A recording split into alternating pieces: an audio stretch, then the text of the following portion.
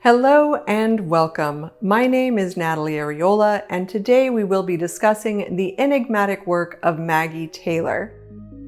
Taylor is more of a digital artist than a photographer, but her images typically begin with photographs, even if they are scans of daguerreotypes originally created in the early days of photography.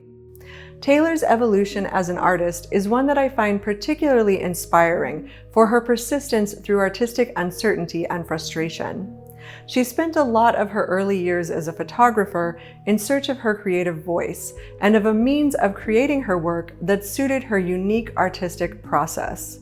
It was only when she was introduced to Photoshop in the 1990s that she found a tool for her art which would allow her to fully explore her creative vision. Taylor's artistic process does not tie her to stringent rules and ideas about how one should or should not make art. She gathers objects which inspire her and fits them together like the pieces of a puzzle. Antique stores, swap meets, and even her own backyard are where she finds the myriad scraps of bric-a-brac and memorabilia which occupy her images. In a way, it almost reminds me of when I was a kid and I would play with a dollhouse. You're bringing in different little characters and moving the furniture around and kind of just seeing what happens until you reach a point where you're happy with it. Yet Taylor's images are very complex and often reveal worlds deeply layered with thought and imagination. So how does Taylor make such rich and enigmatic images starting from nothing but odds and ends and thrift store junk? Let's find out in today's episode of Natalie Arriola is Murdering the Classics.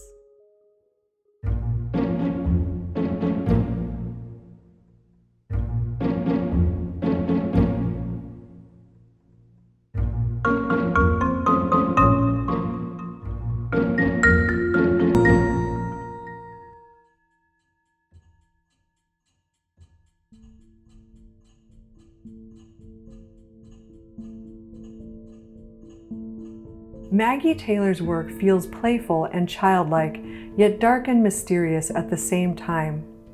It's as if she's revealing something not only to her viewer, but to herself.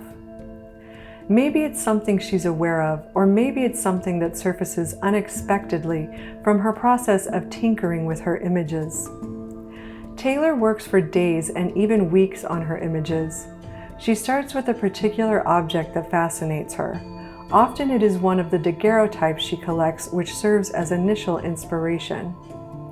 She talks of how she will sit in front of her computer working to restore these damaged and decaying images. While she sits there at this repetitive and automatic task, she begins to imagine the world she wishes to build for this particular character. Her process is a very intuitive one. There isn't a lot of pre-planning involved. It's more about playing around with the different ideas the individual objects spark and finding a way to fit them together that will be visually interesting and meaningful. I relate a great deal to this because I often tinker with my images for an extended period of time before it all clicks and comes together. I do plan my images, but my planning is not very rigid. It's usually based on some idea I come up with, inspired by a book, film, or concept I've been mulling over. I'll often quite literally write out an idea for an image, though sometimes I will attempt a sketch. Once I have a rough idea of what I'm going to do, I start building my images by choosing a background, then photographing the different objects I need in my studio. But the real process begins in Photoshop. Only there am I able to see my vision come to life, or to realize that the vision in my head may not work out quite the way I imagined. For today's essay on Maggie Taylor's work, I'm going to stick very closely to my typical image-making process, because while there are definitely differences in the way we build our images, there are also quite a few similarities in the way we work. My idea for this image is fairly broad at this point. It began with the idea of a desert Venus. For those of you who may not know, Venus was the Roman goddess of love, sex, and fertility. There is a very famous Renaissance painting by Botticelli that you've likely seen, depicting Venus being born from the sea in a clamshell. My original thought was to create an image with Venus rising in the desert from a succulent, but I'm not sure if that's quite what I'm going for or not. At this point, all I know for sure is that I will be using a background from Death Valley with very hard magic hour lighting. I will be placing a figure in Greco-Roman style dress within the frame, likely with the head removed and possibly with the arms as well to appear like a bust. And I will be using a succulent I have in my garden that is shaped very much like a rose and is currently blooming quite spectacularly. At this point, I'm really not sure how I'll be arranging these elements in the frame. I just know that these are the objects I wish to use. We are now set up and ready to shoot. I already have my background chosen for this image, so I'm setting up my lighting today according to the lighting in that background image so that I can make sure that everything is going to match when we pull this into Photoshop. So if we look at that background shot, we will see that this is a very hard lighting. It was later in the day, so the sun is very low in the sky and we're getting these really long shadows. The light is also coming from the left-hand side of the frame. So what I've done is I have my 150 watt LED monolight set up to this side of the frame, and all I have on that is a 7-inch reflector. And so that's creating a nice hard light, and that's also going to create some nice long shadows casting behind me here. So one thing that I did is I placed some V-flats over on this side to just fill the shadows in a little bit, because this is an outdoor scene. So yes, the shadows are hard, but essentially the area that I'm going to be placing the figure into is just a wide open area that's basically bathed in sunlight. So anything that's out there in that wide open area, it's not going to have super, super dense shadows, right? The shadows will be dark, but they're not going to be totally black or anything like that. And because I'm in a garage, if I don't have any fill light, I'm going to get very, very black shadows on this side of my body. So the V-flats will help us with that. So we're ready to go. I already have my camera set up. I believe my camera settings I have are f/16, 1/50th of a second, and an ISO of 3200. So in case you're wondering about that. So I'm going to grab my trigger. I am also going to remove my mic so that I won't have to edit that out in Photoshop, and we'll take a few shots.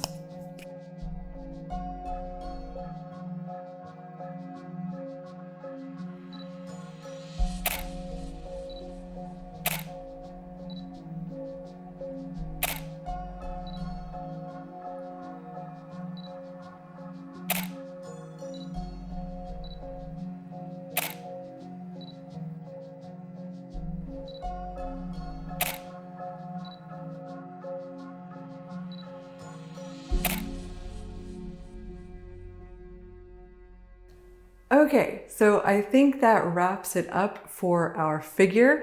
We are now ready to bring in the succulent. Okay, so we are reset and ready to shoot our succulent. And nothing has really changed here. The lighting is the same. I did lower the light a little bit.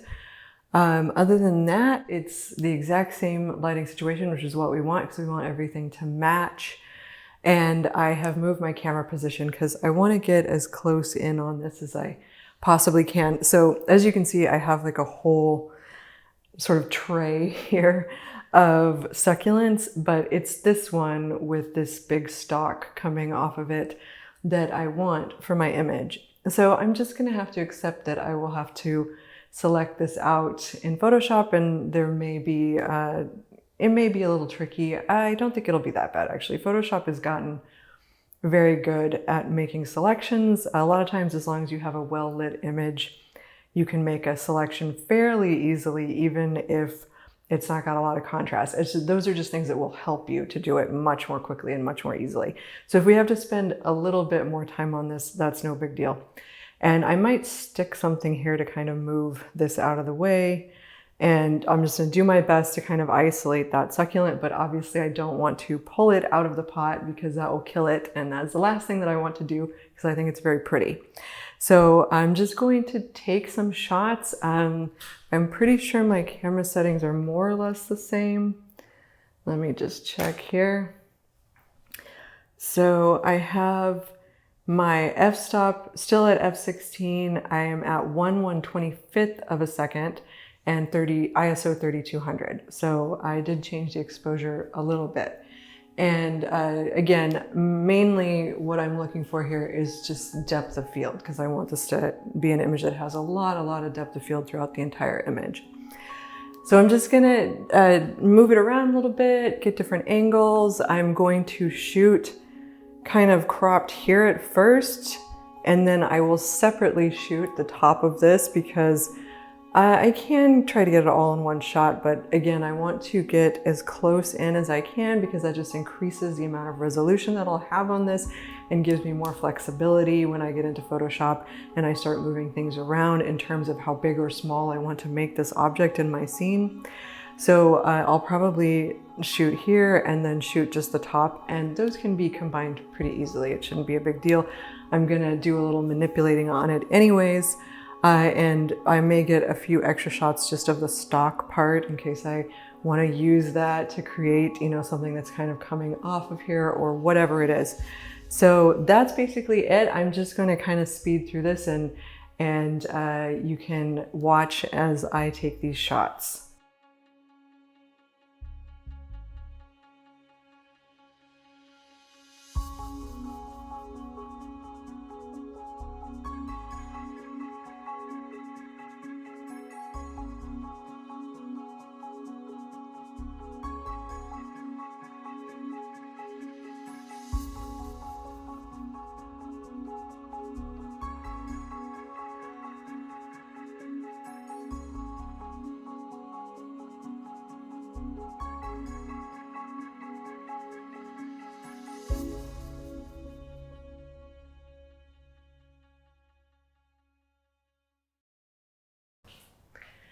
Okay, so I think we're done with that. I got plenty of angles of this, and I'm really excited to bring these into Photoshop because I just think this is a really cool looking plant and it's going to make for a very interesting element in our scene.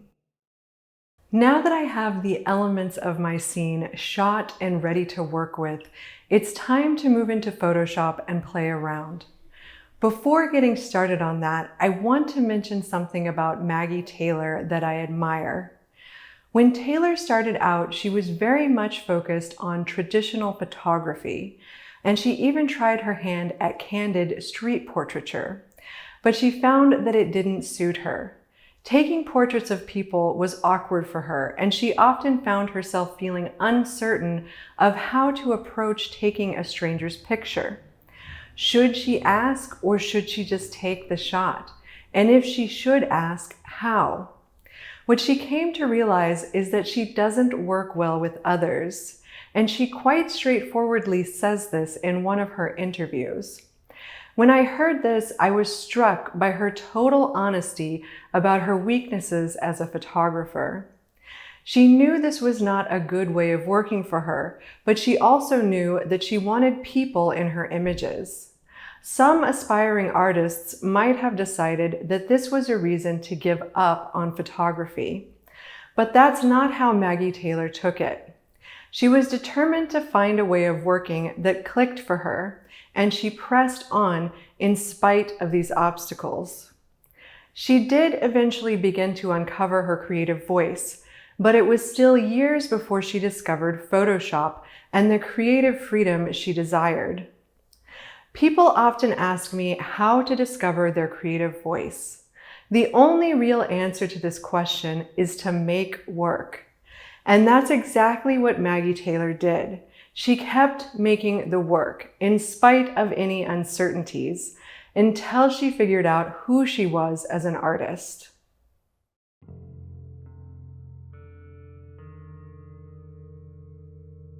Let's take a look at the Photoshop process that I used to build my Maggie Taylor inspired image.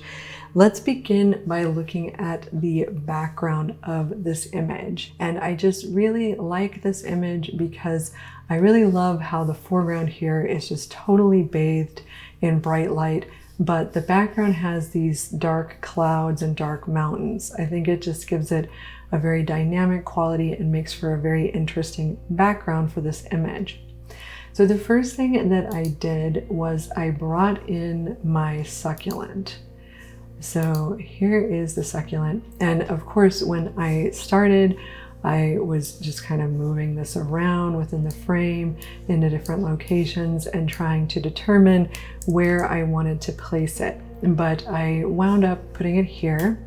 And whenever I'm placing elements, I know that there's a possibility that I may, in the process of creating this image, wind up moving them. So nothing is set in stone. But I do think I started pretty much with this in the position that it wound up in. And then I added the stem. So when I first added the stem, this is what it looked like. I was just kind of going along with the natural appearance of the actual plant. And then I added some shadows, and I went ahead and brought in my figure.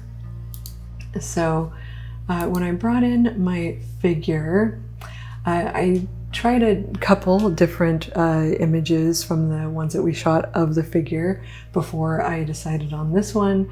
And what I liked about this one was that my arms are popped out from my body just a little bit more than in some of the other images, so I was happy with that. But I knew that I kind of had this idea that I wanted to add a hand kind of just resting on the figure's hips, but broken away from the main figure. So I used actually a different image to add that in, simply because I, didn't have my hand resting there in all of the images. So I combined those, and this is one of those things where you try it out and maybe it doesn't work, but I felt like it worked. I liked it a lot, so I kept it. And then of course I added shadows. I had to work on the neck area here to make that look interesting. Usually what I do is I'll just create an opening there, but this time I wanted to do something different. So that's not what I wound up doing. Instead, I decided to do this sort of like almost like a stone that's been broken apart or something look to this, and have this opening that's kind of going down, almost like it's going down into the spinal column of the figure, because I just thought that was interesting. And I saw something similar to this in a drawing, so I wanted to kind of use that idea. So let's zoom back out so we can see this a little better. So when I got my figure in there, I kind of right away, I liked this. I liked where it was positioned relative to the plant, and I was liking the way that I set this up with the arm and the opening on the neck. But what was kind of missing, well, I didn't know what was missing, but I wasn't feeling like it was totally right just yet. You just have that sense that something isn't all there yet. Something hasn't totally come together. And because of that, I was kind of just, thinking of different things that I could change about it. And I thought, well, what if I brought the stem out and kind of had this, the flower part kind of hanging over my figure's head instead of just going straight up from the plant. So that was what I decided to try to do. So I started building that. I just duplicated the original one and then kind of moved the pieces around to give it this quality as though it's coming out from the original succulent rather than going like straight up. So I turned on the original layer that I was working on, because the idea was that I was just going to remove this top part and then complete my stem here. But when I did this, I realized that I had sort of accidentally stumbled on the thing that was going to complete the composition. So now that I have the two stems together, I just feel like it's so much more interesting, and that little thing that was missing is no longer missing. So these decisions are all, there's no right or wrong answer, and they're all very, very intuitive. I just had that gut feeling that when I did this, I was like, this is it. This is the composition. Now I have it. So you can see how kind of just playing around with these elements in your frame can be the way that you discover what your final image is really going to be. And this one really came together quite easily once I had the succulent and the figure, and I had finally come to this point where I'd gotten two stems kind of coming apart from one another and hovering over the figure here. That was when I just knew that everything was good, and it really didn't take a lot of time for me to get there. So the rest of what I did here was essentially just adding the little extra details that you need to add and doing cleanup work and color and contrast and things like that. So I added, let's turn those off. So I added a shadow here across my figure. And then I did some retouching. I wanted to get rid of the tan lines on my figure. So I did some retouching, and I also enhanced the color of the tones of the skin to make them a little warmer and a little less pink. And then I did what I call selective color, which is where I just literally will select parts of the scene and color them separately from one another. So I did the dress, I did the flower to kind of enhance some of the pinks in that. I did just the background. And then I did a general color adjustment where I was adjusting color to the entire image all at once, and then added some contrast and some sharpening, and there we have it. So I just wanted to show you this process because I think that sometimes we have these ideas in our head and we get kind of fixated on them. And the problem is that when you try to bring those things together, it doesn't always work. But that doesn't mean you have to totally abandon things. A lot of times, this extra layer to the process of just kind of playing around and toying with the different elements of the image can be a very vital part of the actual image building itself. And this is very much in keeping with Maggie Taylor's process, which was part of the reason that I wanted to talk about her, because I really think it's interesting how my process kind of parallels hers in a lot of ways, and that's totally just by chance. I didn't know anything about how she worked before I started doing my own imagery. So I really find her inspirational, and here we have our final Maggie Taylor inspired composition.